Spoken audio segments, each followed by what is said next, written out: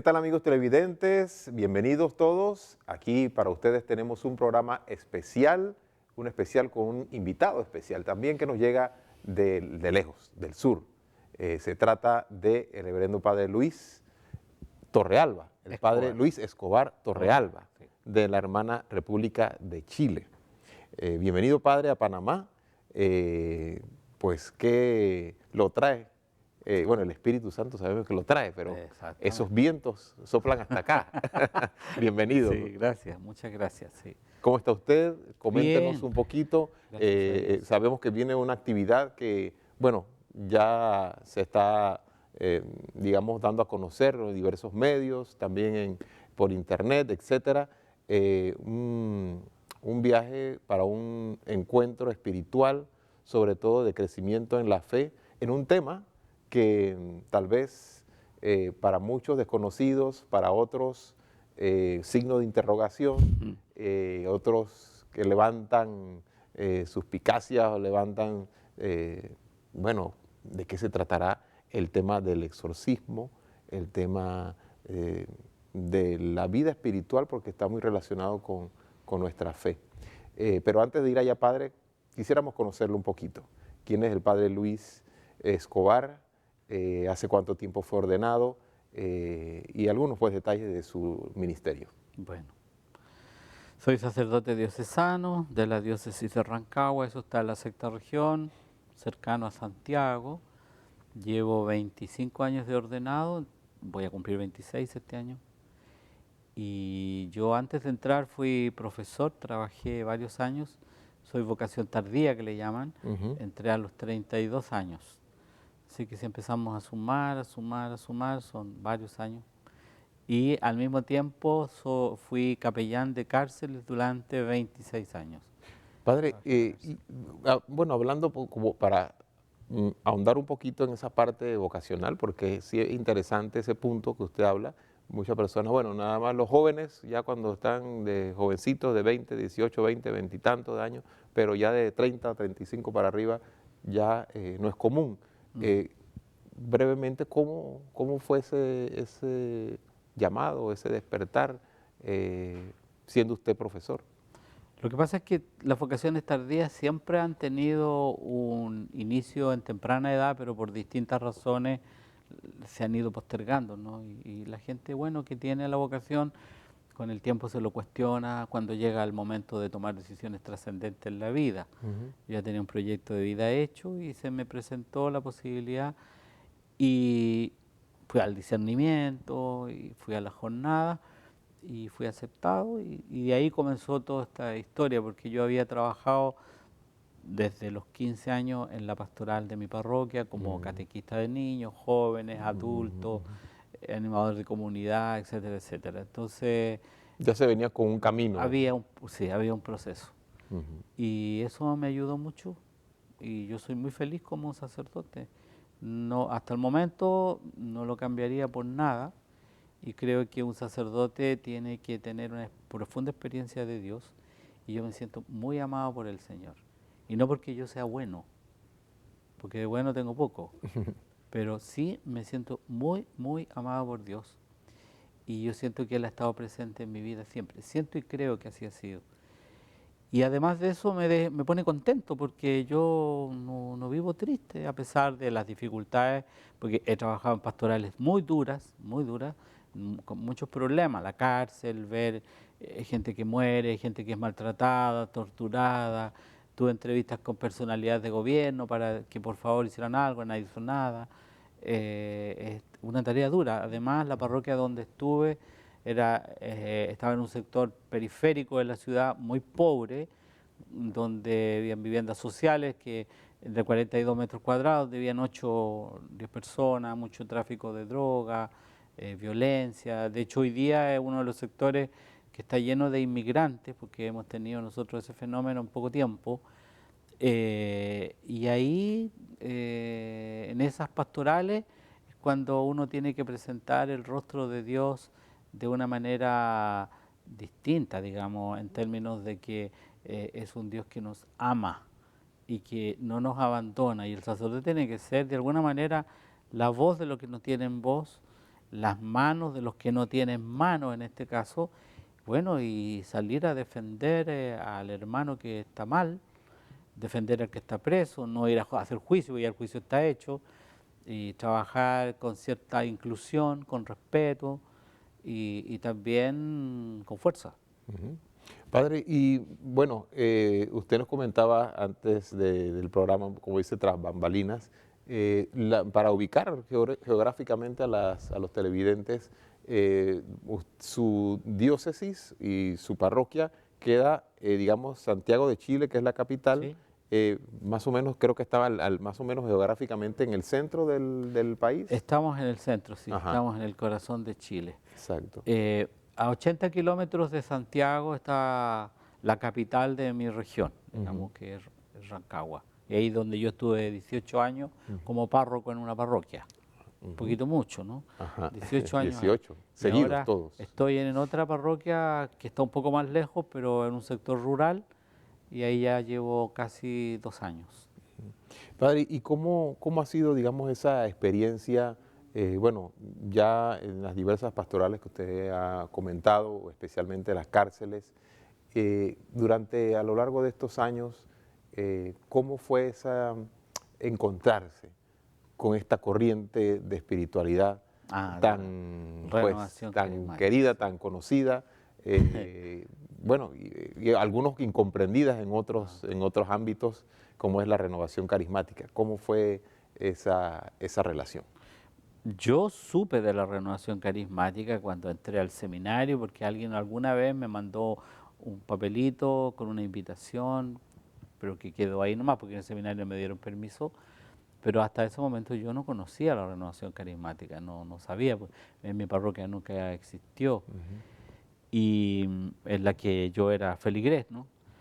Entonces me ordenaron sacerdote, me mandaron a un curso de formadores porque quedé como formador del seminario a México, a Cuernavaca específicamente, y ahí me recibieron los carismáticos.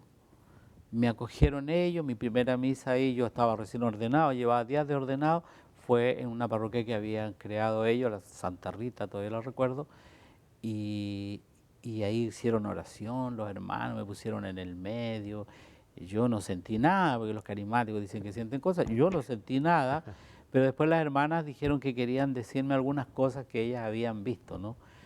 Y dijeron cosas como, por ejemplo, que me veían rodeado de un rosario. Yo decía, bueno, en realidad a lo mejor la Virgen me está pidiendo que me ponga más las pilas con el rosario, ¿no? Y otras cosas más, pues. Y ahí quedó todo. Pasaron muchos años después y aparece la renovación carismática en mi parroquia, donde yo estaba, y como ya era recién llegada, parroquia nueva, yo dije, bueno, es una oportunidad para abrir también un espacio para la gente.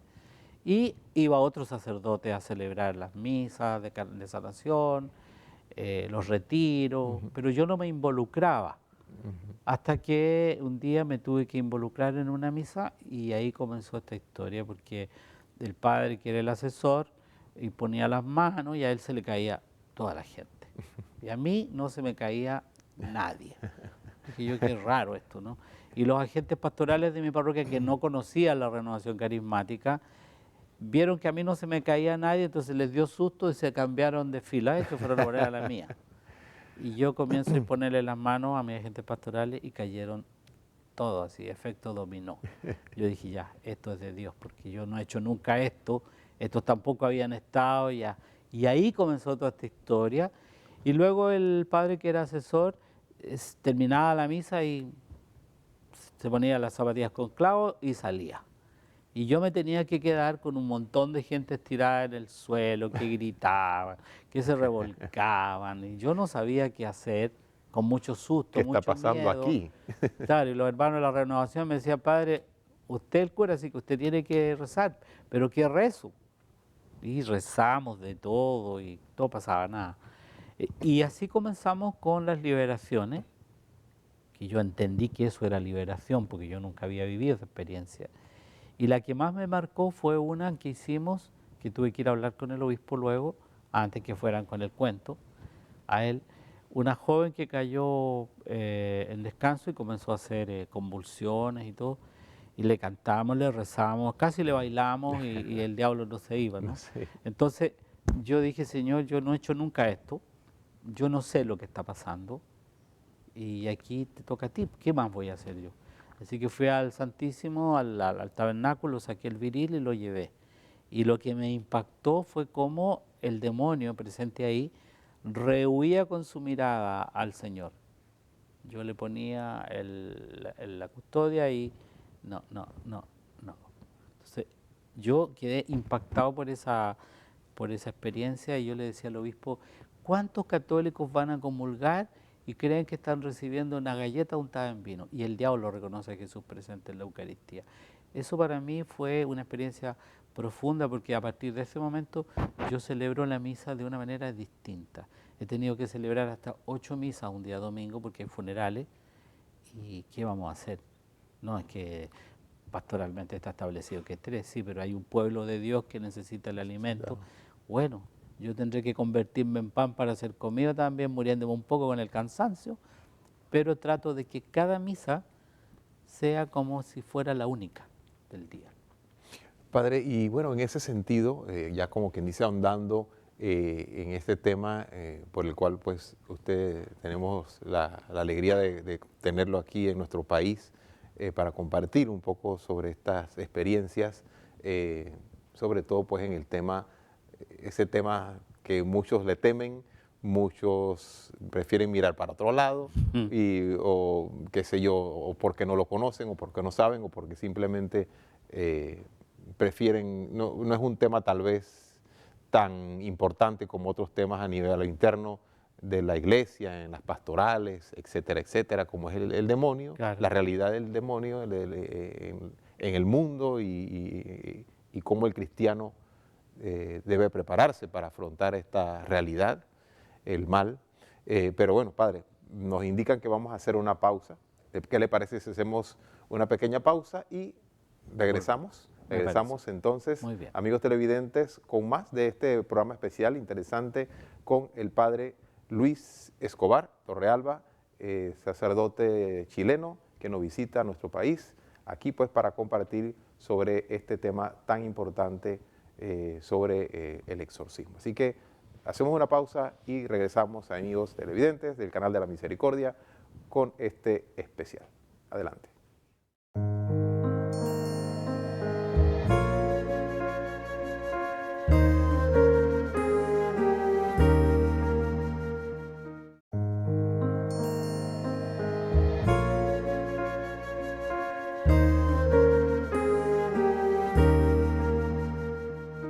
Volvemos, amigos televidentes, con este especial con el Padre Luis Escobar Torrealba de la Hermana República de Chile, sacerdote diocesano, que nos visita aquí en Panamá, nuestro país, para esta actividad, estos encuentros que se van a, o se están, o se han dado, porque este programa va a ser, Dios mediante, va a estarse presentando en diversos momentos, no solamente durante esta semana, sino posteriormente, y vamos a aprovechar esa presencia del Padre Luis para conocer un poquito más entonces de esta realidad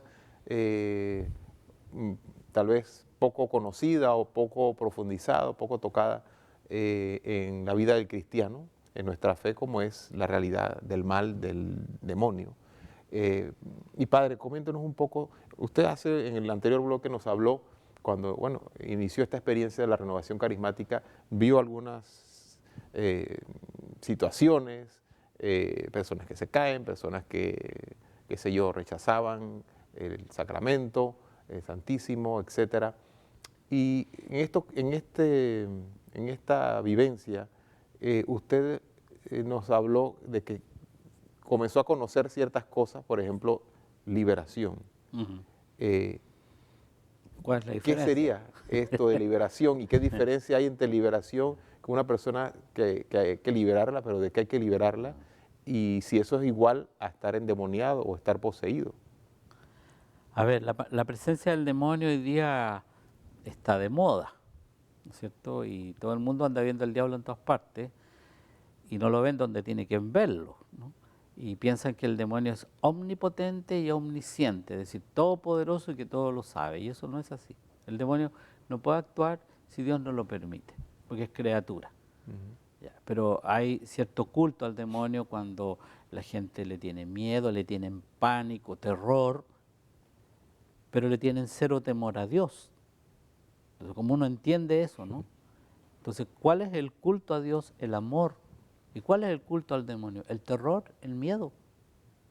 Los delincuentes, por ejemplo, ¿qué hacen para asaltar a una víctima y quitarle sus bienes? Intimidarla. Es lo mismo que hace el demonio.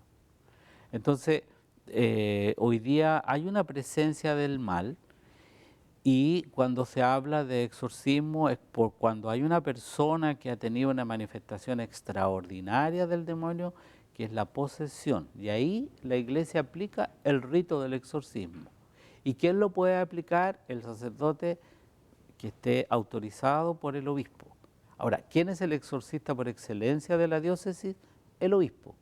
Pero él puede delegar esa función en algún sacerdote que cumpla con los requisitos que tiene que cumplir todo sacerdote nomás, ¿no? Ujú. Y el que libera es Cristo, es decir, el sacerdote actúa en persona Christi cuando está haciendo el exorcismo. Y en una posesión siempre el diablo va a salir perdiendo. Y esa posesión Dios la ha permitido por alguna razón más profunda. ¿Y cuál es la razón más profunda? La conversión, los que están cerca, y la conversión de la persona afectada también.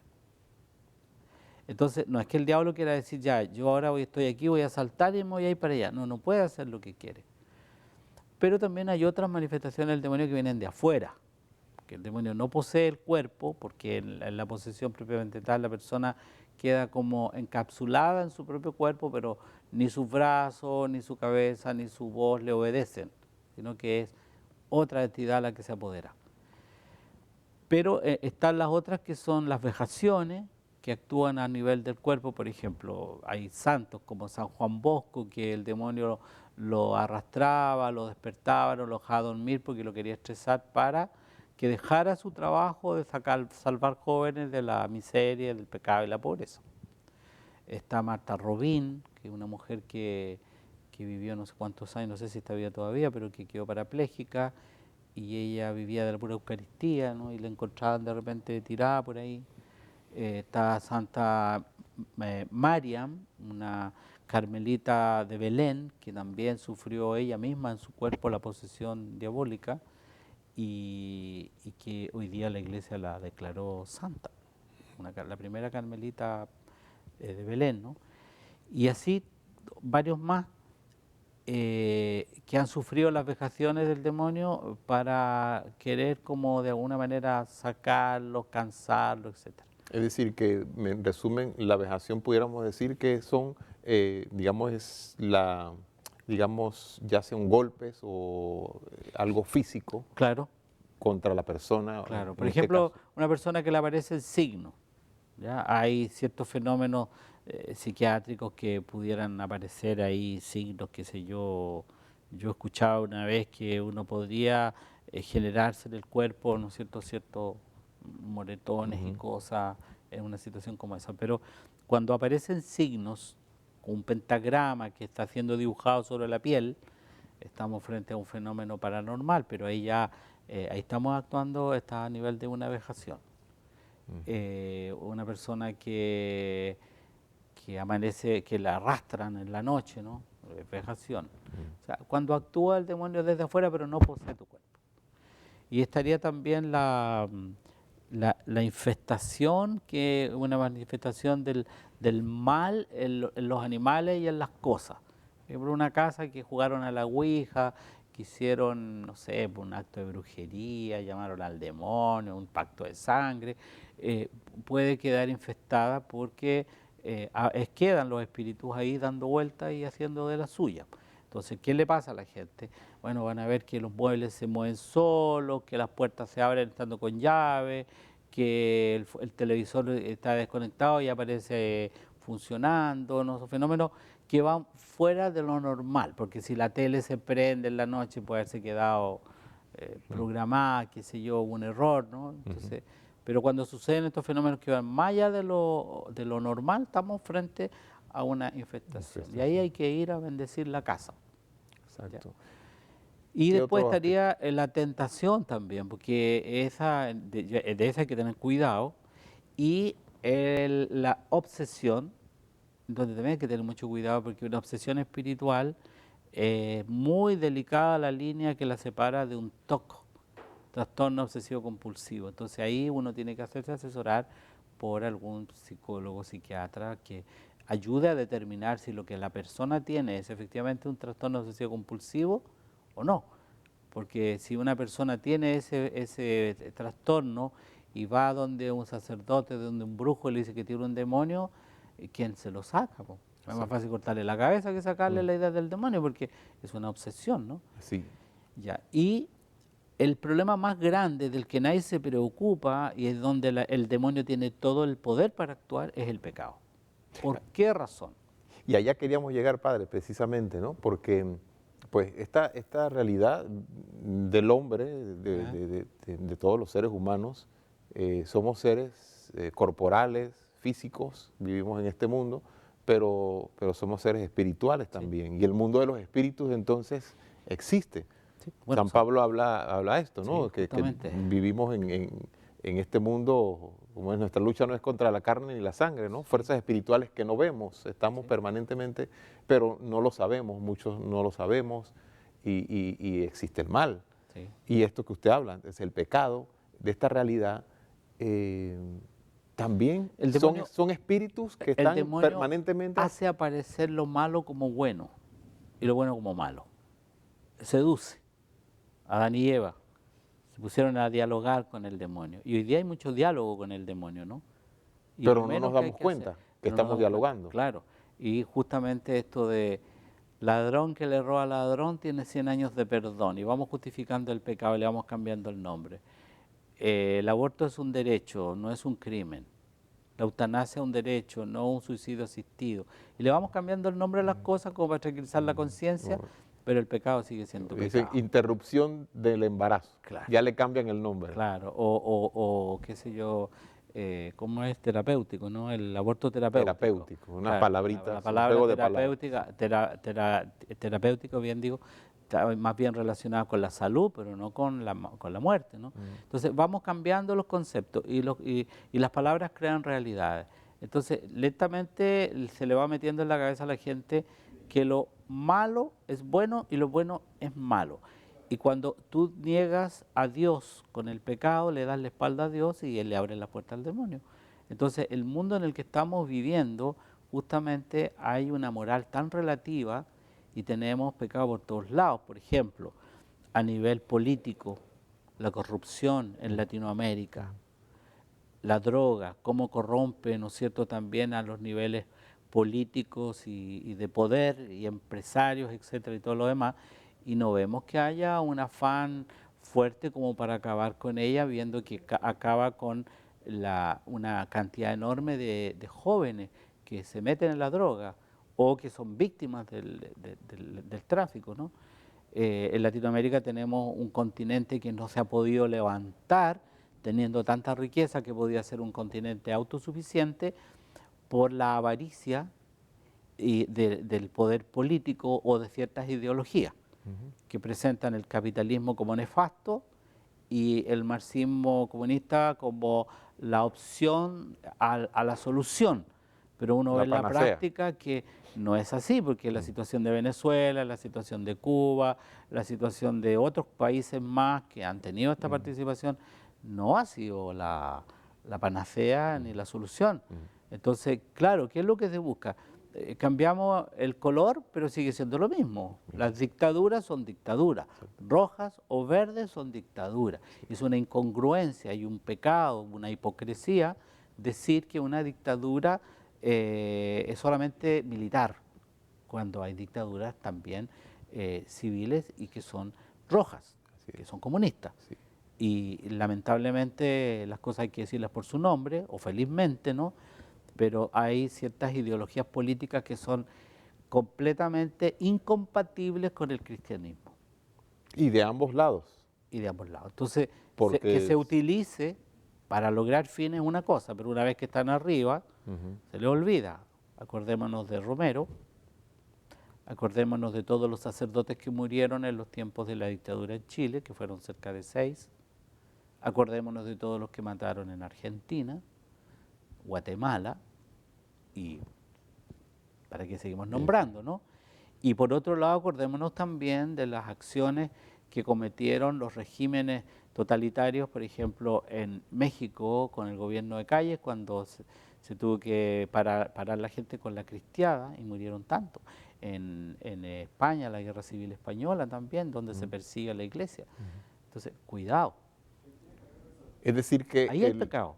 Exacto. Es decir, padre, que pues la realidad del demonio, del mal, existe y permanentemente la vivimos cotidianamente en este mundo, Y no nos damos cuenta. No nos damos cuenta. O no nos queremos dar cuenta.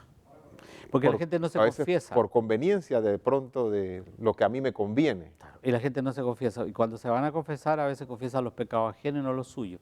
Porque tampoco hay una formación de parte de la iglesia, tenemos que reconocer esa mea culpa, hacerla, de que no hay una formación moral clara con respecto al discernimiento del pecado. ¿Qué es pecado? El catecismo de la Iglesia Católica, ¿quién lo conoce? Nosotros.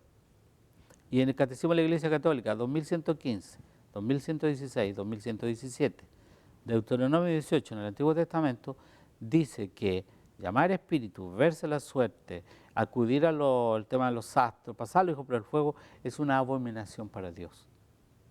Porque el espiritismo atenta contra el primer mandamiento, que es adorar a Dios sobre todas las cosas.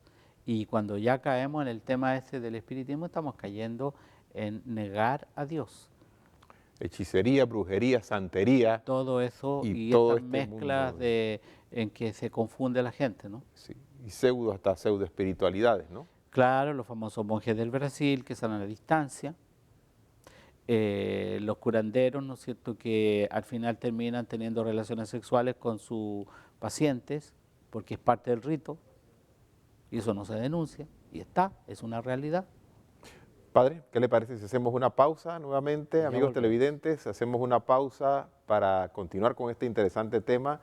Se nos ha ido el tiempo muy rápido, pero creo que están ustedes, amigos televidentes, ilustrándose de una manera muy interesante sobre este tema a través del padre Luis Escobar Torrealba de Chile. Así que vamos a regresar en breve y continuamos con más de este especial.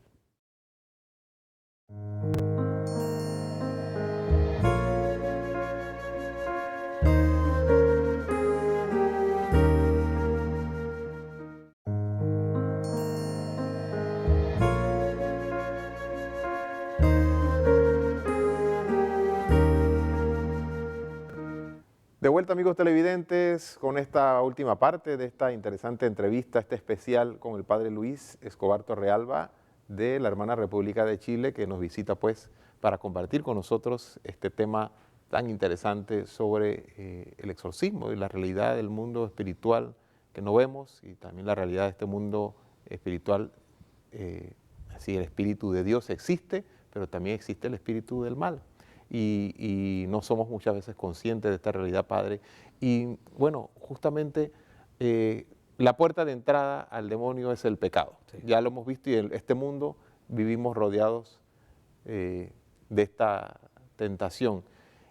¿Qué usted piensa, por ejemplo, de aquella frase que dicen, muchas veces se ha dicho, el dinero, dice, he escuchado, el dinero dicen que es el estiércol del demonio?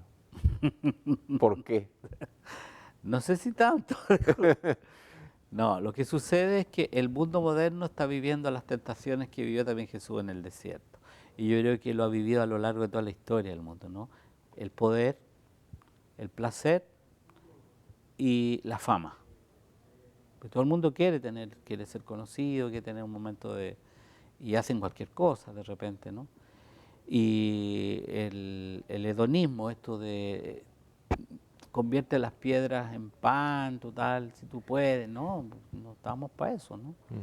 Y el poder, lánzate de aquí, o sea, perdón, te ofrezco el dominio de todo el mundo, ¿no? Esto me pertenece, dice el demonio. Y Jesús rechaza con la palabra, porque el demonio es muy astuto para hacernos caer, y justifica. Por ejemplo, la ambición de personas que quieren tener todo el poder económico y político de una nación y que no disminuyen en ni un centímetro su lucha para obtenerlo. Quieren ser omnipotentes y ellos son los que van a elegir a quienes van a gobernar y van a legislar siempre a favor de sus empresas.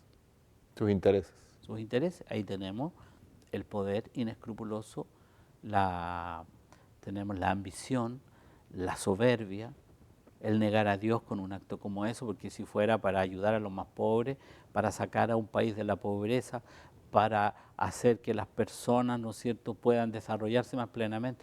Pero vemos que no es así, porque transformamos a las personas en esclavos y les pagan sueldos de miseria y viven en condiciones paupérrimas. Ahí hay pecado.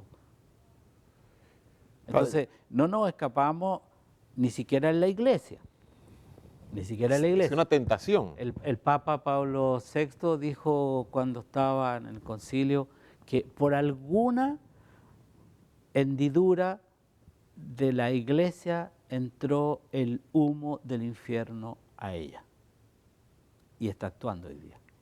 Porque el pecado es una realidad del hombre, ¿no? Y nosotros los cristianos somos también seres humanos, que muchas veces nos olvidamos de Dios y nos ponemos en su lugar y caemos en nuestra propia idolatría. O sea, el hombre por el hombre, el pelagianismo moderno, en donde el neopelagianismo, entonces yo quiero alcanzar las cosas por mis propios medios, porque yo puedo y porque yo, Torre de Babel, cuando quieren llegar hasta arriba, ¿no? Y Dios los ve con todo eso construido y dice, no, hasta aquí nomás llegan ustedes. Hoy día el pelagianismo, que está muy de moda, y el gnosticismo, el conocer. No, es que vamos a conocer todo, y no discriminamos entre el conocer. Todo hay que conocerlo. Si hay que practicar brujería, si hay que hacer viajes astrales, si hay que pertenecer a la masonería, si hay que ir a misa, si hay que ir a una secta, da todo lo mismo. Entonces el relativismo moral, el relativismo religioso, en donde en esta vitrina de personajes a lo largo de la historia, la nueva era, ¿no es cierto?, ha puesto a Jesús como uno más de tantos gurús que han estado a lo largo de la historia. Confucio, Buda, etcétera, etcétera. Entonces, Jesús es uno más nomás. No hay grandes diferencias. No hay grandes diferencias para ello. Entonces, una religión hecha como a la medida, en donde el acento está puesto en individualismo materialista y en donde el orientalismo obviamente favorece eso. Por ejemplo, una persona que se centra en sí misma, ¿no? Porque tenemos ese problema con la nueva era que promueve este tipo de prácticas religiosas, en donde el ser humano se hunde en sí mismo, desaparece en sí mismo, en donde lo que le pasa al otro no interesa, que es la conducta del demonio cuando se separa de Dios, que se cierra en sí mismo y deja de estar en comunión con Dios. Y nosotros fuimos creados a imagen y semejanza de Dios. Dios es Padre, Hijo y Espíritu Santo, Santísima Trinidad. Las tres personas se relacionan entre sí. ¿Y cómo se relacionan desde el amor? El Padre se relaciona con el Hijo con el Padre y el Hijo con el Espíritu Santo. Están en permanente relación, no están encapsulados. Y el ser humano fue creado a imagen y semejanza de Dios para salir de sí mismo e ir al encuentro del otro y formar un nosotros. Libro del Génesis. Por eso el hombre dejará a su padre y a su madre, se unirá a su mujer y serán una sola carne, imagen de Dios. Entonces, nosotros no estamos hechos para encapsularnos, estamos hechos para salir de nosotros y ir al encuentro del otro.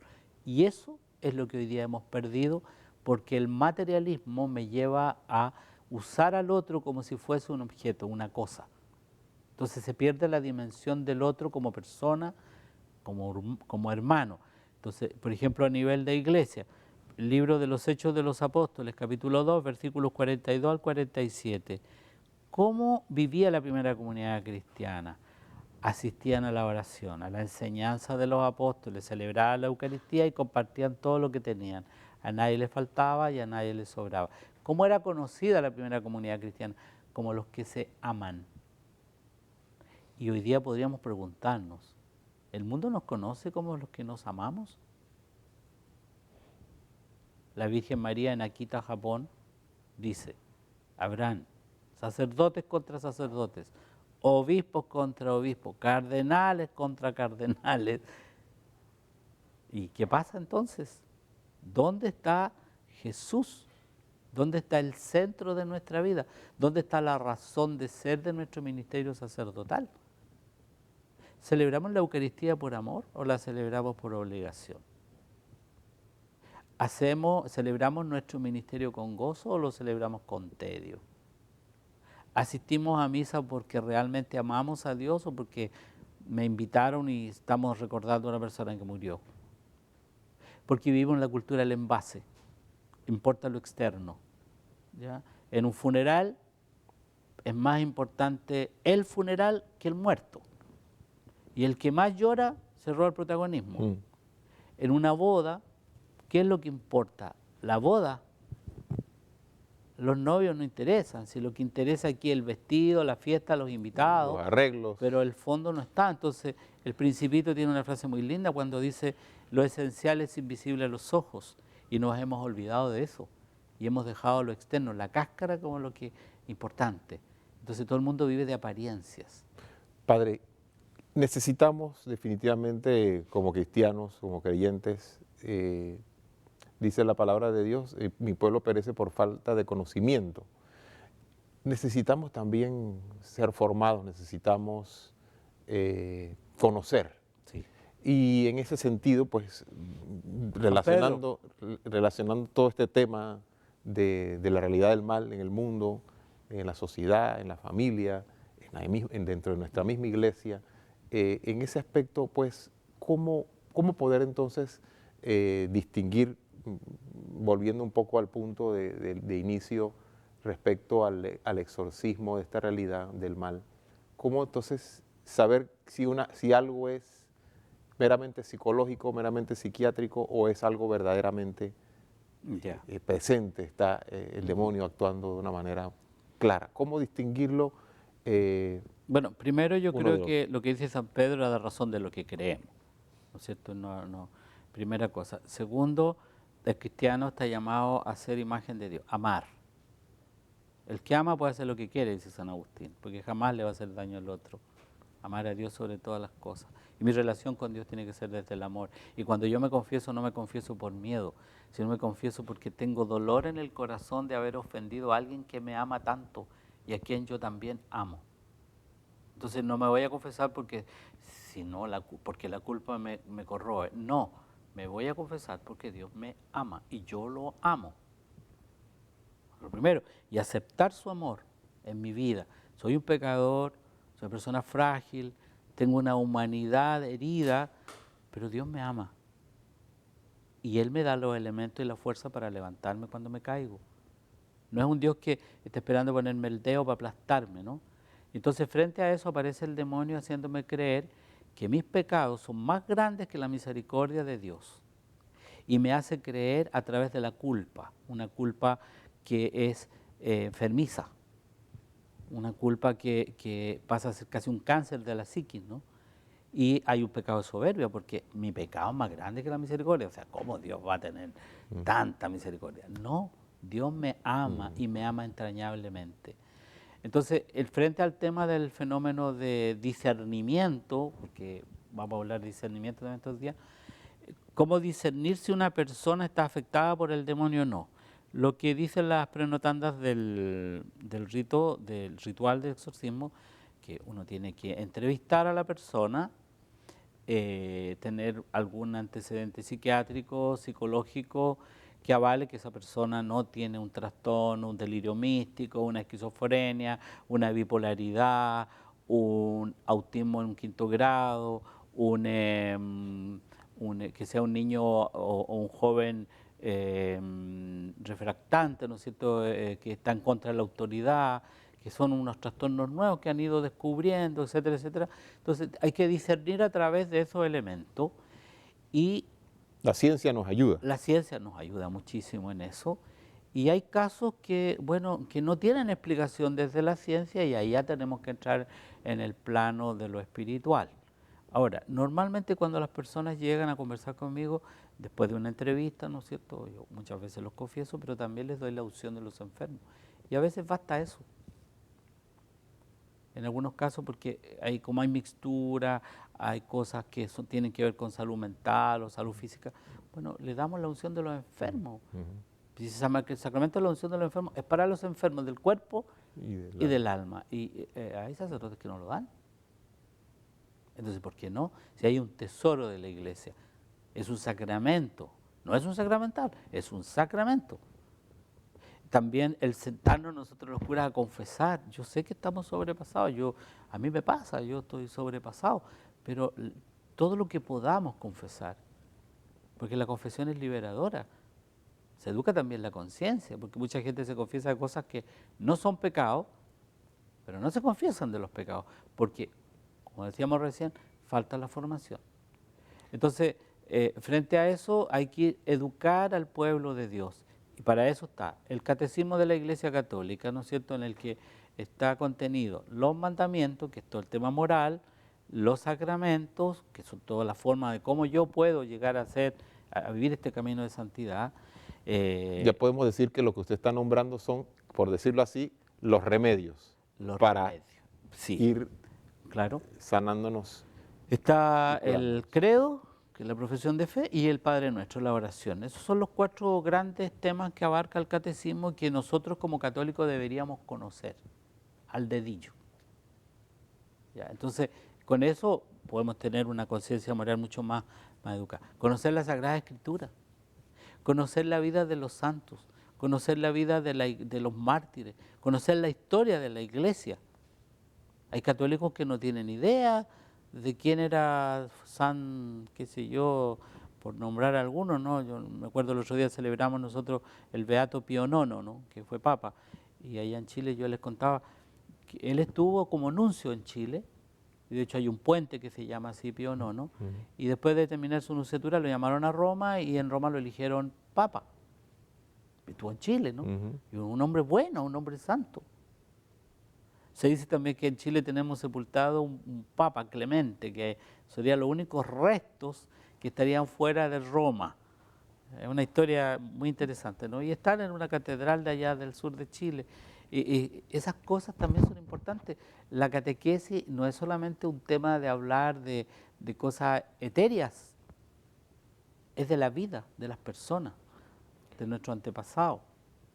Padre, muy interesante lo que hemos podido compartir con los amigos televidentes. Lamentablemente Se nos acabó el se tiempo. nos acabó el tiempo, pero lo esperamos tener muy pronto nuevamente aquí por FETV, el canal de la Misericordia. Sea siempre bienvenido. Muchas A gracias. nuestro país también. Muchas gracias por todavía. compartir todos estos conocimientos, experiencias con el pueblo de Dios. Y bueno, para finalizar, un mensaje breve para los televidentes y tal vez una bendición para el pueblo que, Yo creo que por ahí en estaríamos este momento nos sintoniza. Claro. Padre. En el nombre del Padre, del Hijo y del Espíritu Santo. Amén.